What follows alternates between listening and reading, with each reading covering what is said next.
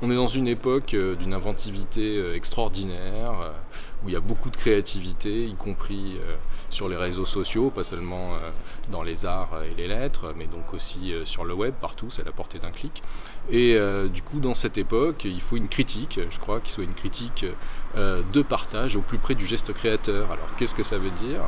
Une critique qui nous explique comment les objets, les œuvres sont faites, comment elles produisent des effets de sens, pour que ces œuvres elles puissent devenir un petit peu des boîtes à outils, quoi, des exemples pour les gens qui ont envie eux aussi de créer.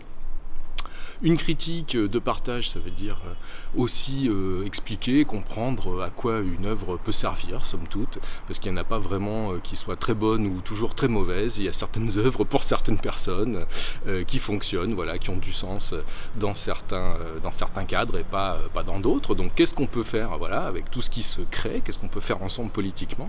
Et puis une critique de partage au plus près de la création, ça veut dire aussi découvrir, défricher, se décentrer, aller voir un petit peu ce qui se crée, qui n'est pas ce dont on parle forcément le plus, mais ce qui se fait à l'étranger, ce qui se fait dans les écoles d'art ou d'autres, de cinéma, donc voir un petit peu, traîner, essayer de faire du scouting, comme on dit en anglais, pour repérer un petit peu les nouveaux gestes créateurs. Donc tout ça, je crois que c'est l'ambition critique que pourra porter AOC.